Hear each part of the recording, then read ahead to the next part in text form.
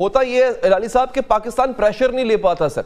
Whenever we India on any forum, west का pressure हम पे आता है, ऑलरेडी हम अंडर डेट हैं और फिर हम खामोश होकर बैठ जाते हैं। शायद इसी का फायदा उठा रहा है वो। 26 नवंबर 2008 के मुंबई हमलों के आरोपी तैमूर राणा को भारत लाने का रास्ता साफ हो गया है। प्रत्यर्पण के फैसले के खिलाफ उसकी अपील को अमेरिकी अदालत ने खारिज कर दिया है। मेरा मतलब यह है कि अगर आपके पास कोई जवाब नहीं है तो फिर यह होता रहेगा। अमेरिकी अदालत ने अपने फैसले में कहा है कि दोनों देशों के बीच प्रत्यर्पण संधि के तहत उसे भारत भेजा जा सकता है। Pakistan officially accepted that they were Pakistani terrorist और नॉन स्टेट एक्टर्स जो थे जिन्होंने जाके इंडिया में 26/11 किया।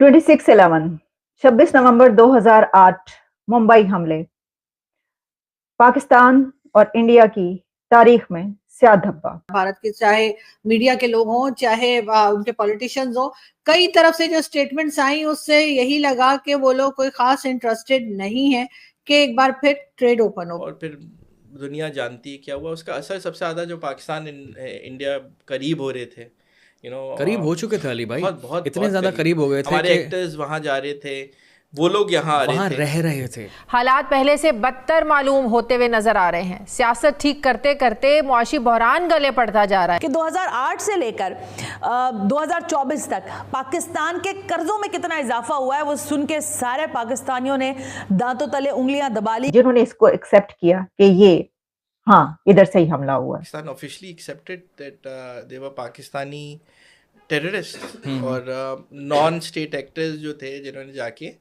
इंडिया में 26/11 किया। इन्होंने फिर नॉर्थ नाज़िमाबाद कराची में एक मकान किराए पे लिया और वो उसे बनाया हेडक्वार्टर्स अपना चीज़, जहाँ से उन्होंने पूरा 26/11 ऑपरेशन लॉन्च किया। बॉम्बे पे कराची से बोट ख़रीदी गई।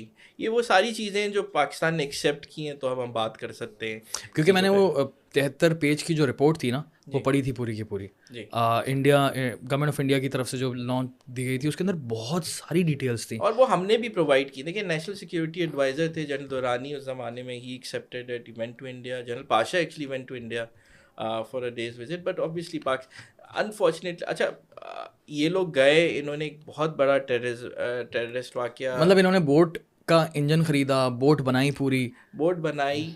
लड़के जो थे अजमल कसाब जैसे साउथ पंजाब से ख़रीदे। कितने लड़के थे पैसे देके? ये कोई 40-50 लोगों का कहते हैं ग्रुप था, उसमें से इन्होंने सेलेक्ट किए। They became animals with no emotions, vultures। और बोट से इन्होंने फिर गए।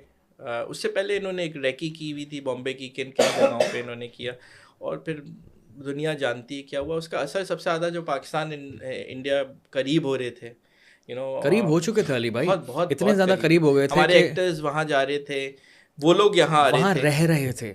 जाना तो दूर की बात है, हम एक्टर्स की बात करें, कितने सारे एक्टर्स थे, कितने अंडरग्राउंड आर्टिस्ट को मैं जानता हूँ नाम से, जिनके घर वहाँ थे, जो कि जिनके पास वक्त नहीं होता था सर खुजाने का, इतने ज़्यादा उनके पास कंटिन्यूसली कॉन्सर्ट्स थे। हमारे कॉमेडियंस वहाँ पर होते थे। 26/11 26 नवंबर 2008 मुंबई हमले पाकिस्तान और इंडिया की तारीख में स्याह धब्बा। आप देख रहे हैं मेरा प्रोग्राम ब्रेकिंग बैरियर्स। मैं हूं आपकी host Alia show official YouTube channel पर आप सबको वेलकम करती हूं।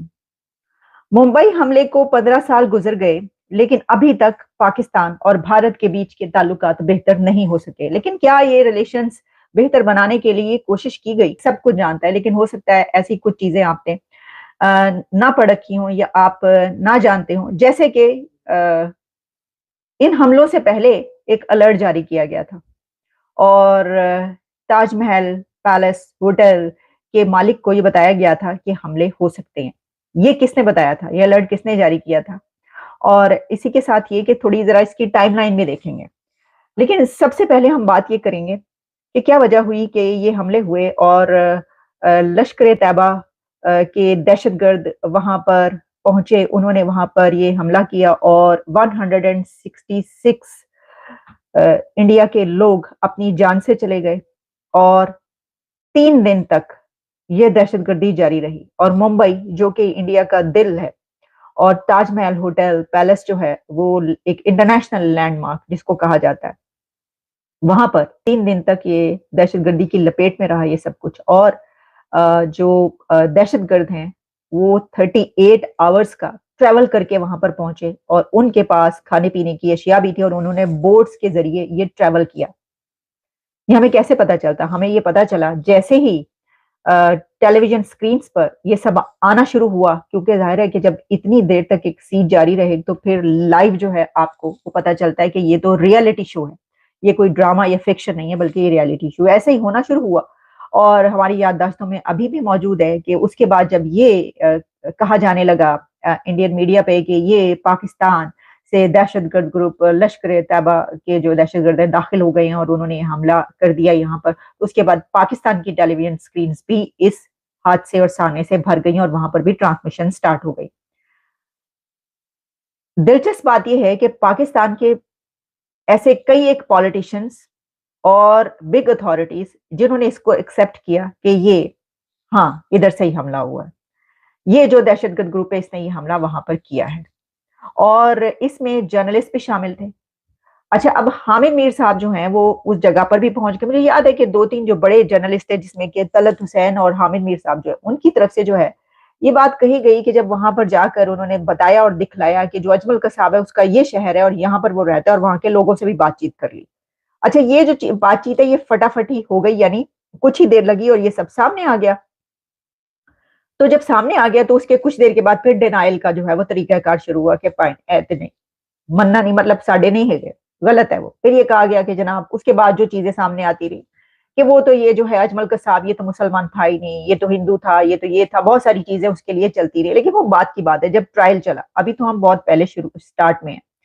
तो उस पे जो है पाकिस्तान की पॉलिटिशियंस तक ने इसको एक्सेप्ट किया कि हाँ इधर से ही हुआ है और यही लोग गए हैं। अच्छा, फिर जो मीडिया आउटलेट्स थे दुनिया के, उन्होंने इसके ऊपर जब बात करनी शुरू की तो बीबीसी और कई और मीडिया आउटलेट्स ने वो जो इंटरसेप्ट कॉल की गई थी दहशतगर्दों की जिसमें उनको हिदायत दी जा रही थी वो भी सामने आना शुरू हो गई।